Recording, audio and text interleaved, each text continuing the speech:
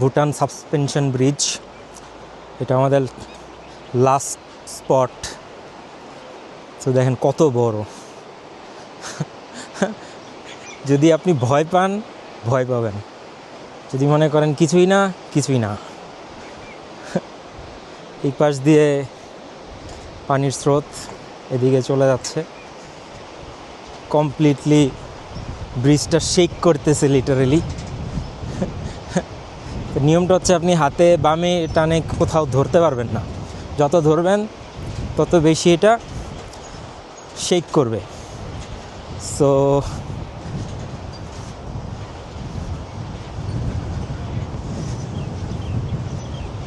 Hello.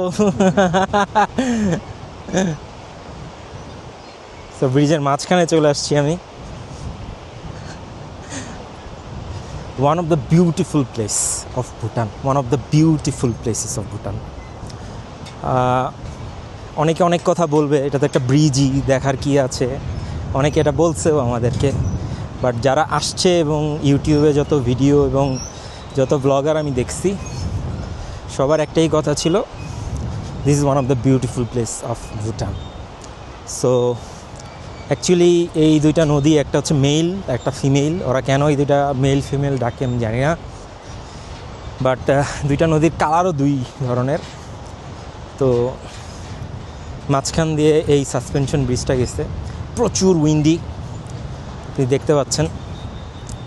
So in total 5 থেকে 6 মিনিটের মতো লাগে এই ব্রিজটা পার হইতে। মাঝখানে দাঁড়ায় ছবি তোলা নিষেধ, কন্টিনিউয়াস ইসের উপর থাকতে হবে, কিন্তু মানুষজন তোলে যেহেতু একটা মনুমেন্টাল জায়গা।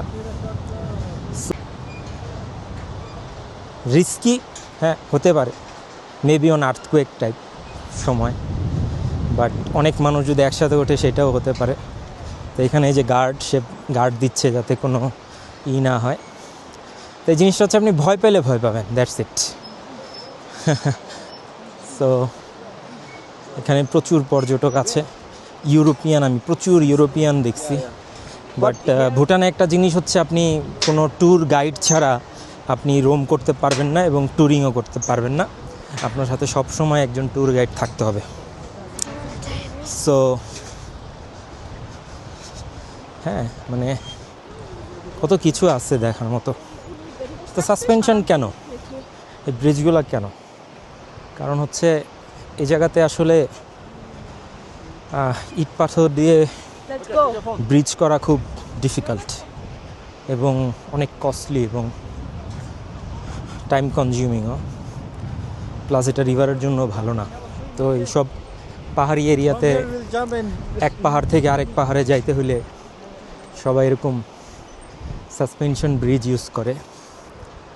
সো আমার পিছনে এখন দেখতে পাচ্ছেন যে অনেক মানুষই পার হচ্ছে এবং পুরো ব্রিজটার প্রায় আমরা অনেকটা পার হয়ে গেছি।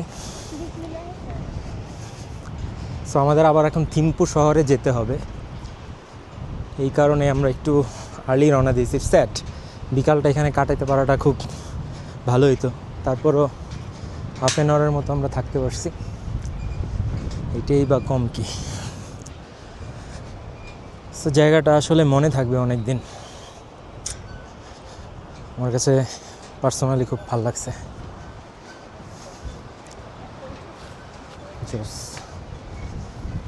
Just relax, breathe and relax. Yeah, go.